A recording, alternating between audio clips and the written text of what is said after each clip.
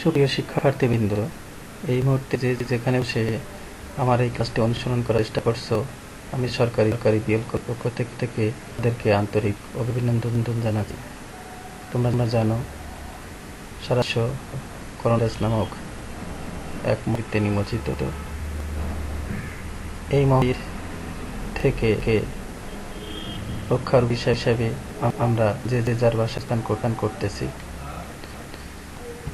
এই অবস্থানকালীন সময় পড়ালেখাটা চালিয়ে নেওয়ার উদ্দেশ্যে সরকারি বিএলকেএস এক কর্মীধর্মী উদ্যোগ গ্রহণ করেছে। সেটি হচ্ছে অনলাইন ক্লাস। এই উদ্দেশ্যে আমি তোমাদের সাথে আছি নীতিশচন্দ্র শীল, সহকারী অধ্যাপক প্রাণীবিদ্যা, সরকারি বিএল কলেজ, খুলনা। আমি তোমাদের উচ্চ মাধ্যমিক পর্যায়ের জীববিজ্ঞান বিষয়ের উপরে কিছু ধারণা দেওয়ার চেষ্টা করব।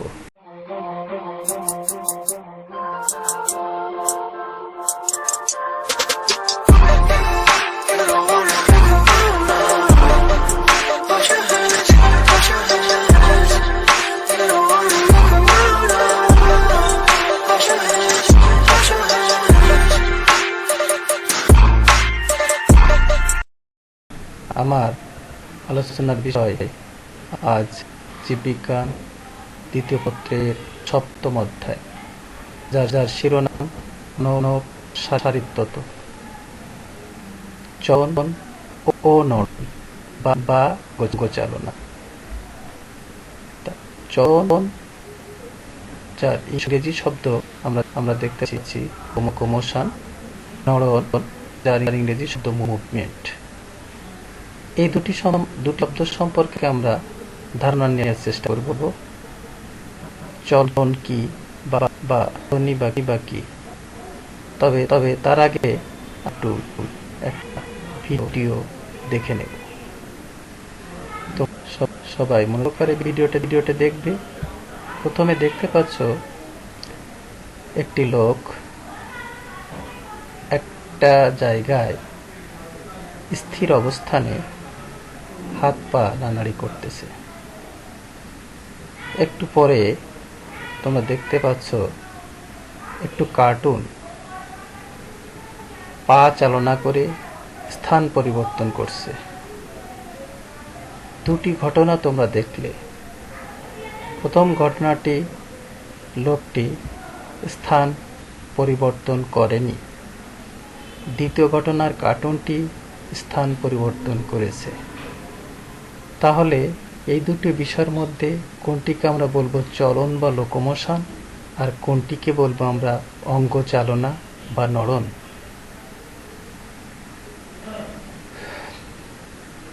তা দেখা যাক এখন চলনের যে সংজ্ঞাটি আমরা পেয়ে থাকি সেটি কি বলা হয়েছে। এখানে বলা হয়েছে জৈবিক প্রয়োজনে। জৈবিক প্রয়োজনে বলতে একটি জীব তার খাদ্য গ্রহণ, আত্মরক্ষা, প্রজনন, বিনোদন ইত্যাদি প্রয়োজনে অঙ্গ প্রত্যঙ্গ সঞ্চালনের মাধ্যমে এক স্থান থেকে অন্য স্থানে অর্থাৎ স্থানান্তরিত হয়। এই প্রক্রিয়াকে বলছে চলন। অন্যদিকে নড়ন বলতে আমরা যেটা বুঝি যে সেটাও জৈবিক প্রয়োজনে কোনো নির্দিষ্ট জায়গায় স্থির থেকে, অর্থাৎ এখানে স্থান পরিবর্তনের ঘটনাটি ঘটবে না। জীবের অঙ্গ প্রত্যঙ্গের সঞ্চালনকে আমরা বলছি নড়ন। তাহলে চলন এবং নড়ন শব্দ দুটি তোমরা স্পষ্ট বুঝতে পেরেছ যে চলনের ক্ষেত্রে স্থান পরিবর্তনটা আবশ্যিক, আর নড়নের ক্ষেত্রে স্থির অবস্থায় থেকে হাত পার যে নড়াচড়া সেটি। অর্থাৎ প্রথম মানুষটি যেটা করতেছিল সেটি নড়ন এবং কার্টুন যেটি করেছে সেটি চলন। এখন আমরা জানার চেষ্টা করব এই চলন বা নড়ন কিভাবে সম্পন্ন হয়। অর্থাৎ চলন, নড়ন বা অঙ্গ পরিচালনা আমরা যাই বলে থাকি না কেন, একে সহায়তাকারী যে মানবতন্ত্র, সেই তন্ত্র সম্পর্কে আমরা একটু ধারণা নিব। এখানে তোমরা আসলে 3টে ছবি দেখতে পাচ্ছ। তার মধ্যে প্রথম যে ছবিটি দেখতে পাচ্ছ, এটি আসলে আমরা বলে থাকি কঙ্কালতন্ত্র। আর তার পাশের যে চিত্রটি তোমরা দেখতে পাচ্ছ, এটিকে আমরা বলে থাকি পেশিতন্ত্র। অর্থাৎ এই কঙ্কালতন্ত্র এবং পেশিতন্ত্র এই দুটি সমন্বিতভাবে অঙ্গ পরিচালনায় সহায়তা করে থাকে। তা আমাদের এই অধ্যায়ের আলোচনা বিষয় এই দুটি তন্ত্র নিয়েই। তবে আজ আমি তোমাদের কঙ্কালতন্ত্র সম্পর্কে, মানুষের যে কঙ্কালতন্ত্র, এই কঙ্কালতন্ত্র সম্পর্কে জানার চেষ্টা করব। চলো দেখা যাক কঙ্কালতন্ত্র সম্পর্কে কি জানা যায়। প্রথমে আমরা দেখি যে কঙ্কালতন্ত্রের গাঠনিক উপাদান আসলে কি কি নিয়ে গঠিত। তোমরা ডান দিকে যে চিত্রটি দেখতে পাচ্ছ, উপরের দিকে একটা অস্থি যেটাকে আমরা বোন বলছি, নিচের দিকেও একটা অস্থি যেটাকে আমরা বোন বলছি। এই দুটো অস্থি সংযোগ সাধন করি যে জায়গাটি রয়েছে, এখানে রয়েছে কার্টিলেজ, যেটাকে বাংলায় বলা হয় তরুণাস্থি। অর্থাৎ তোমরা বাম দিকে যে মানুষের কাঠামো গঠনকারী যে অংশটি দেখতে পাচ্ছ, এই গঠনটি আসলে দুটি অংশ নিয়ে গঠিত। একটি হচ্ছে অস্থি আর একটা হচ্ছে তরুণাস্থি। অর্থাৎ কঙ্কালতন্ত্রের গাঠনিক উপাদান হিসেবে তোমরা অস্থি এবং তরুণাস্থিকে বলতে পারো। এখন আমরা পরবর্তীতে একটা ছক দেখতে পাচ্ছি। এই ছকে প্রথমে হচ্ছে লেভেলস অফ অর্গানাইজেশন, সাংগঠনিক মাত্রা বলে থাকি আমরা। প্রথমে তোমরা দেখতে পাচ্ছ অর্গানিজম। অর্গানিজম মানে বলতে আমরা এখানে জীবকে বুঝি, উদ্ভিদ হোক প্রাণী হোক, যে কোনো জীবকে অর্গানিজম বলা হয়। সাধারণত উচ্চতর পর্যায়ের অর্গানিজম যারা থাকে তাদের অর্গান সিস্টেম, তাদের কতগুলো অর্গান সিস্টেম থাকে। যেমন মানুষের 10টি অঙ্গতন্ত্র রয়েছে। এই অঙ্গতন্ত্রের মধ্যে আমরা যে দুটি একটু আগে দেখলাম, কঙ্কালতন্ত্র, পেশিতন্ত্র, পৌষ্টিকতন্ত্র। পৌষ্টিকতন্ত্র যেমন আমাদের পুষ্টি প্রক্রিয়ার সাথে জড়িত। এই তোমরা বাম দিকে অবশ্যই একটি পৌষ্টিকতন্ত্রের ছবি দেখতে পাচ্ছ। এই অঙ্গতন্ত্রের কতগুলো অঙ্গ থাকে, আর অঙ্গগুলো গঠিত হয় কতগুলো টিস্যু দিয়ে, টিস্যুগুলো গঠিত হয় কতগুলো সেল দিয়ে। তা আমরা যদি এই তন্ত্রটি খেয়াল করি, তাহলে এখানে দেখতে পাচ্ছ তোমরা মুখছিদ্র রয়েছে, এরপরে রয়েছে ইসোফ্যাগাস, স্টোমাক, প্যানক্রিয়াস, লিভার, এই ক্ষুদ্রান্ত্র, বৃহদন্ত্র এবং পাইছিদ্র। অর্থাৎ এর প্রত্যেকটি, যেমন লিভার একটি অঙ্গ, পাকস্থলী একটি অঙ্গ, ইসোফ্যাগাস একটি অঙ্গ। এই অঙ্গগুলো মিলে এই অঙ্গ বা অর্গান, এই এগুলোকে বলা হয় অর্গান। এই অর্গানগুলো মিলে হচ্ছে অর্গান সিস্টেম। আর প্রত্যেকটি অর্গান, অর্থাৎ যেমন পাকস্থলী কতগুলো টিস্যু দিয়ে গঠিত, টিস্যু বা কলা বলি আমরা। এই টিস্যুটা আবার কতগুলো সেল বা কোষ দ্বারা গঠিত। অর্থাৎ জীবদের গঠনগত একক কোষ, সেই কোষগুলো সমন্বিতভাবে গঠন করে টিস্যু, টিস্যুটা সম্মিলিতভাবে তৈরি করে অর্গান, অর্গান থেকে অর্গান সিস্টেম। কতগুলো অর্গান সিস্টেম নিয়ে একটা জীব তৈরি হয়। কিন্তু আমাদের আলোচ্য বিষয় আজকে কঙ্কালতন্ত্র, অর্থাৎ সেখানেও কতগুলো কোষ থাকবে, কতগুলো টিস্যু থাকবে, কতগুলো অর্গান থাকবে, কতগুলো অর্গান সিস্টেম থাকে। দেখা যাক আমাদের কঙ্কালতন্ত্রে আমরা কি দেখতে পাই। তোমরা স্কেলেটাল সিস্টেমের অংশগুলো এখানে দেখতে পাচ্ছ। ডান দিকে একটা মানব ছবি দেওয়া আছে, মানুষের ছবি দেওয়া আছে। দেখো, অর্গানিজম বলা হচ্ছে, যার এখানে এর কাঠামো গঠনকারী যেটি সেটি হচ্ছে কঙ্কালতন্ত্র। এটি একটা অঙ্গতন্ত্র। এই অঙ্গতন্ত্রটি গঠিত হয়েছে কতগুলো অর্গান দিয়ে, অর্থাৎ হাড় এখানে দেখতে পাচ্ছ। এই অর্গানটা তৈরি হয়েছে কতগুলো টিস্যু, অর্থাৎ হাড়ের গঠনগত যে এককটি রয়েছে, কতগুলো সেলের সমন্বিত রূপ, সেটি হচ্ছে টিস্যু। এই টিস্যুটিকে তোমার গঠিত যে একক সেটি হচ্ছে বোন সেল বা অস্থিকোষ। অর্থাৎ কতগুলো কোষ, কতগুলো অস্থিকোষ মিলে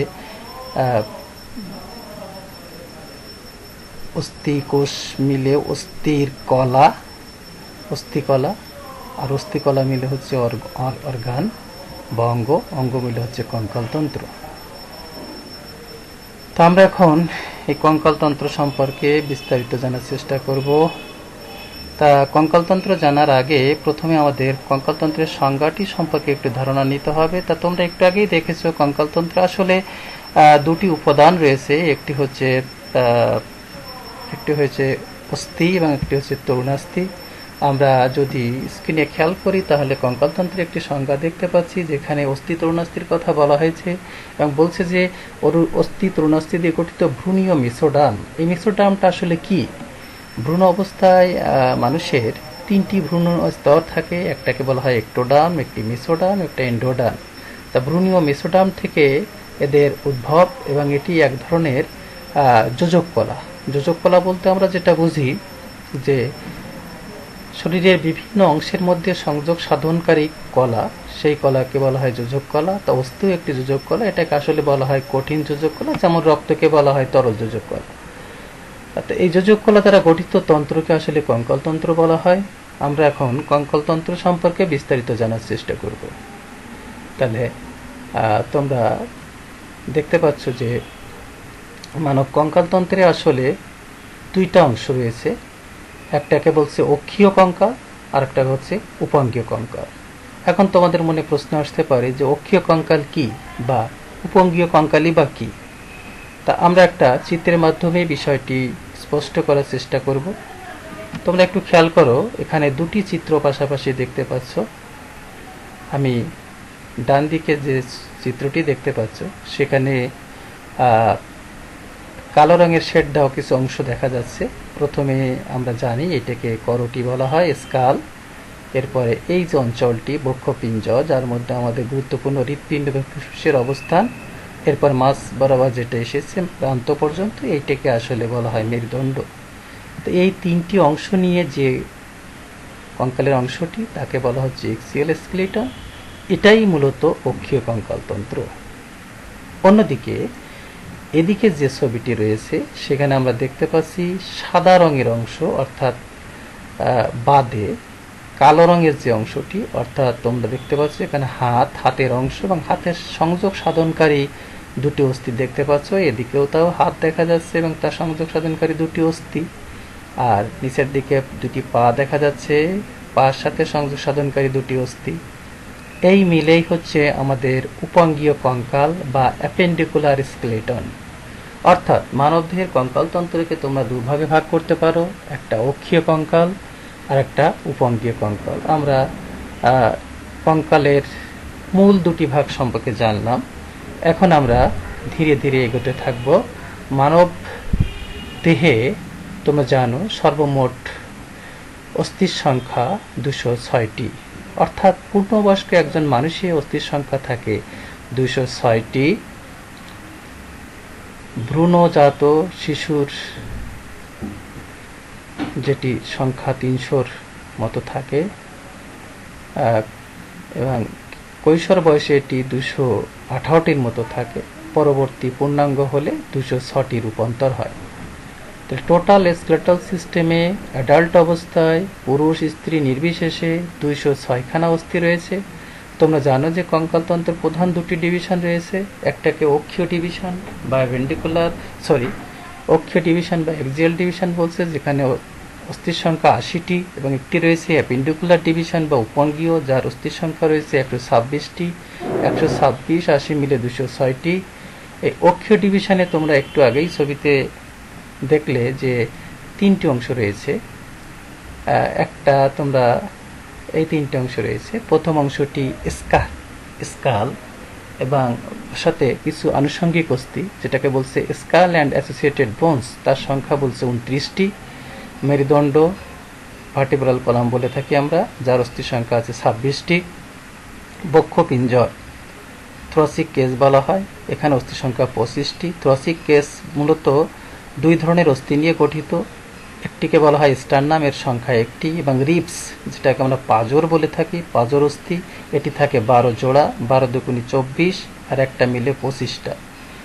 এই টোটাল অক্ষীয় ডিভিশনে 80টি অস্থি রয়েছে।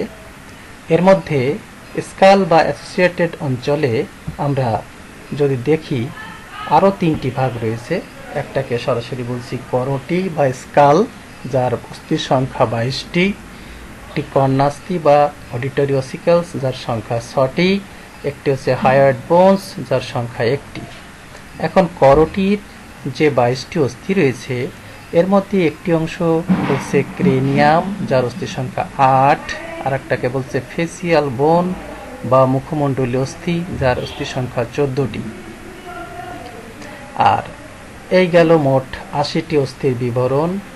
আর অ্যাপেন্ডিকুলার ডিভিশন বা উপাঙ্গীয়, আসলে এখানে উপাঙ্গ বলতে হাত, পা, হাতের বন্ধনী এবং পায়ের বন্ধনী, যেগুলোকে আমরা হাতের বন্ধনীকে বলা হয় পেক্টোরাল গার্ডেল, এটি 4টি অস্থি রয়েছে। আর পায়ের বন্ধনী যেটা সেটাকে বলা হয় পেলভিক গার্ডেল বা শ্রোণী অস্থি, শ্রোণীচক্র, এর সংখ্যা 2টি। আর ঊর্ধ্ববাহু বা আপার লিম্স, এখানে আছে 60টি, 2 হাত মিলে। লোয়ার লিম্স বা পায়ে রয়েছে 60টি, 2 পা মিলে। এই মোট 126 খানা অস্থি। তোমরা এখানে আসলে 206 খান অস্থির বিষয়টি দেখতে পেলে এক নজরে। মানুষের অস্থির সংখ্যার যে 6 খান অস্থি রয়েছে সেই অস্থিগুলো এক নজরে দেখার চেষ্টা করলাম। এখন আমরা ভাগে ভাগে দেখার চেষ্টা করব। প্রথমে আমরা দেখব স্কাল এবং অ্যাসোসিয়েটেড বোনসের যে 30 খানা রয়েছে সেই বোন সম্পর্কিত বিস্তারিত বিবরণ। প্রথমে আমরা স্কাল এবং অ্যাসোসিয়েটেড বোনসের মোট যে 29 খানা অস্থি, সেই অস্থিটাই আমরা 2 ভাগে ভাগ করেছি। তোমরা দেখেছো একটু পূর্বেও। স্কাল বা করটি বলা হয়, আর অ্যাসোসিয়েটেড বোনস বা আনুষঙ্গিক অস্থি বলা হচ্ছে। স্কালকে আমরা আসলে 2টি ভাগে ভাগ করতে পারি, একটাকে ক্রেনিয়াম বোনস আর একটাকে ফেসিয়াল বোন। ক্রেনিয়ামকে আমরা বলি ব্রেন বক্স, যার মধ্যে মূলত আমাদের ব্রেনের অবস্থান। ক্রেনিয়াম, এটার বাংলাটা হচ্ছে করটিকা, আর স্কালে বাংলা করটি। স্কাল হচ্ছে করটি, ক্রেনিয়াম হচ্ছে করটিকা, খেয়াল রাখবে। আর ফেসিয়াল বোনটা হচ্ছে মুখমণ্ডল গঠনকারী আমাদের অস্থি। এই ক্রেনিয়াম বোনের সংখ্যা 8টি, তবে কিছু অস্থি রয়েছে সংখ্যায় 2টি করে, আর কিছু অস্থি রয়েছে 1টি করে। অর্থাৎ এখানে আমরা অস্থির ধরন যদি দেখি তাহলে 6টি অস্থি রয়েছে। জোড় অস্থির মধ্যে রয়েছে প্যারাইটাল এবং টেম্পোরাল, আর বেজোড় অস্থির মধ্যে রয়েছে ফ্রন্টাল, অক্সিপিটাল, স্পেনয়েড, এথময়েড। এই 6 ধরনের মোট 8টি অস্থি নিয়ে আমাদের ক্রেনিয়াম বা ব্রেন বক্সটি গঠিত, যার মধ্যে আমাদের মস্তিষ্কটি রয়েছে। পর আমাদের মুখমণ্ডল গঠনকারী যে ফেসিয়াল বোন রয়েছে, এখানেও যথারীতি জোড় এবং বেজোড়, তবে এখানে বেজোড় অস্থির সংখ্যা খুবই কম, অর্থাৎ 2টি। একটা ম্যান্ডিবল যেটি আমাদের নিচে চল গঠন করে, এবং একটি ভোমার অস্থি রয়েছে। আর বাকি অস্থিগুলো রয়েছে ম্যাক্সিলা, জাইগোমেটিক, নাজাল, লাক্রিমাল, ইনফেরিয়ার নাজাল কনকা, প্লাটাইন, এগুলি। অর্থাৎ এই 14টি অস্থি নিয়ে আমাদের মুখমণ্ডল গঠিত হয়। এই 14, 8 মিলে 22টি স্কালের অস্থি, করটির অস্থি। আর অ্যাসোসিয়েটেড বোনসের তোমরা জানো যে 2টি অংশ এর আগে আমরা দেখেছি, একটা অডিটরি অসিকল আর একটা হচ্ছে হায়ার্ড বোনস। অডিটরি অসিকলস বলতে আমাদের কানের আসলে 3টি অংশ রয়েছে। বাইরে যেটা আমরা দেখতে পাই এটা বহিকর্ণের অংশ, এরপরে রয়েছে মধ্যকর্ণ, ভিতরে রয়েছে অন্তঃকর্ণ। মধ্যকর্ণে 3 খানা অস্থি রয়েছে, অস্থিখণ্ড বলি আমরা, অসিকেল, অডিটরি অসিকেলস বলা হয়। এই প্রতি কানে মোট 3টি করে রয়েছে, এটাকে বলা হয় মেলিয়াস, ইনকাস এবং স্টেপিস। সংক্ষেপে আমরা মিস বলি, অর্থাৎ MIS, মিস। আর হায়ার্ড বোনস, তার সংখ্যা 1টি। এই হচ্ছে আমাদের স্কাল এবং অ্যাসোসিয়েটেড বোনসের বিস্তারিত তালিকা। আমরা এখন একে একে দেখতে থাকব সংখ্যাগুলি। তোমরা প্রথমে একটা করটির ছবি দেখতে পাচ্ছ, অর্থাৎ এখানে এটাকে আমাদের কপাল নির্মাণকারী একটি অস্থি।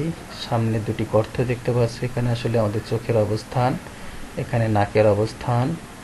এটা আমাদের ম্যান্ডিবল, এটা ম্যাক্সিলা, এদিকে চলে দাঁত দেখতে পাচ্ছ। মানুষের বিভিন্ন ধরনের দাঁত রয়েছে, দাঁতগুলো দেখতে পাচ্ছ। এটাকে ফ্রন্টাল ভিউ বলা হয়।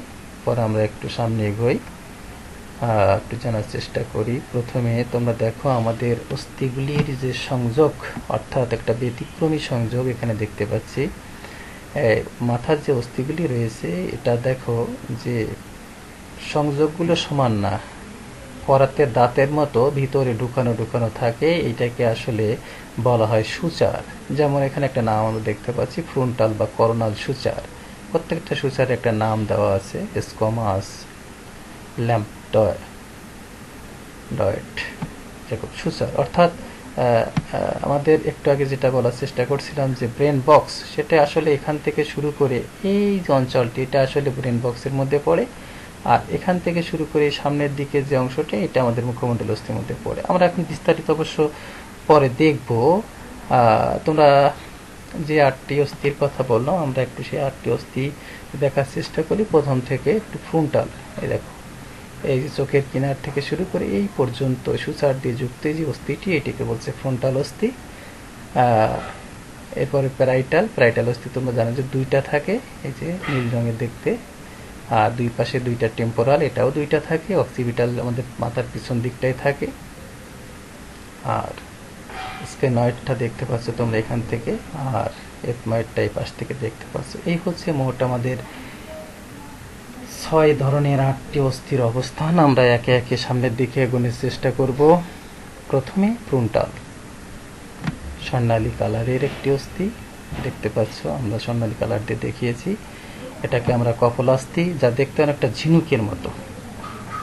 নেক্সট যে অস্থিটা আমরা দেখব, লাল রঙের দেখতে পাচ্ছ, এই এদিকে ফ্রন্টাল, এই লাল রঙের যে অস্থিটি, এটি প্যারাইটাল। এর পাশে আর একটা দেখতে পাচ্ছ, এর নাম তোমরা নিশ্চয়ই জানো, টেম্পোরাল অস্থি। তবে আমরা এই প্যারাইটাল অস্থি আসলে করটির ছাদ এবং পার্শ্ব নির্মাণকারী একটি অস্থি।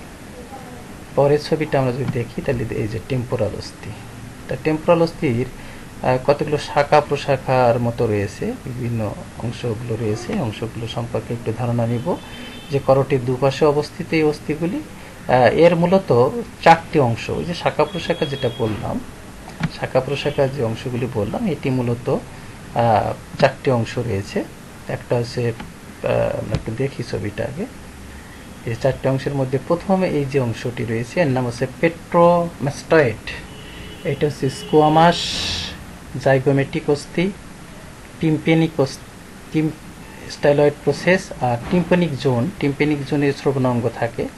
অর্থাৎ এই টেম্পোরাল বোনের 4টি অংশ, petromastoid, squamous, zygomatic process, styloid process, আর টিম্পেনিক অঞ্চলে শ্রবণাঙ্গটি থাকে। এই গেল টিম্পেনিক অস্থির বিষয়। পরের অস্থিটা আমরা টেম্পোরাল অস্থির উঁচু যে জায়গা, মাস্টার্ড প্রসেস বলা হয়। আর একটা আছে স্টাইলয়েড প্রসেস। আর আরেকটা অংশ আমরা দেখতে পাচ্ছি, এটাকে বলছে এক্সটার্নাল অ্যাকুস্টিক মিটাস। কানের যে ভিতরের অংশটি, ভিতরেই থাকে, এক্সটার্নাল অ্যাকুস্টিক মিটাস বলা হচ্ছে। এই জায়গাটাকে তীর চিহ্নতে দেখানো হয়েছে। এবং পিছনের যে অস্থি, অক্সিপিটাল, আমাদের পিছনটা নির্মাণ করেছে। আমরা যদি পিছনটা ভিউটাকে দেখি, তাহলে দেখতে পাবো এটাকে অক্সিপিটাল অস্থি বলা হচ্ছে। অক্সিপিটাল অস্থি করটির পেছনে, বিশেষ করে এই জায়গাটায় যে ফ্রমেন ম্যাগনাম, যেটাকে বলা হয় মহাবিবর, এই মহাবিবরকে ঘিরে কিন্তু এই অস্থিটি অবস্থান করে। আমরা আসলে ফ্রমেন ম্যাগনামটা কি এটা জানি না। আমরা জানার জন্য একটু পরে পেজে যাব। ফ্রমেন ম্যাগনাম, এই যে, অর্থাৎ আমাদের করটি এবং মেরুদণ্ড যে সংযোগ, এই সংযোগে একটা ছিদ্র রয়েছে, যে ছিদ্র দিয়ে সুষুম্না কাণ্ড, স্পাইনাল কর্ড বলে থাকি আমরা। এই ফ্রমেন ম্যাগনামের মধ্যে দিয়ে সুষুম্না কাণ্ডটি বেরিয়ে আসে। সুষুম্না কাণ্ডটি এখান থেকে বেরিয়ে আসে। এরপরে আমরা একটু সামনের দিকে এগোই। স্ফেনয়েড অস্থিতে তোমরা পার্শ্ব অবস্থান দেখতে পাচ্ছ।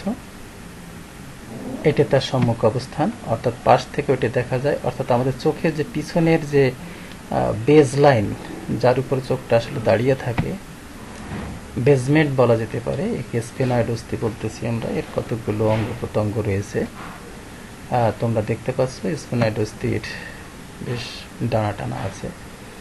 এখানে প্রথমে মাঝে যেটি আছে সেটি হচ্ছে দেহকাণ্ড। আর বলছে 3 জোড়া প্রবর্তিত অংশ, তার মধ্যে এইটাকে বলছে লেচার উইং, মানে ছোট ডানা, আর এইটাকে বলছে বড় ডানা।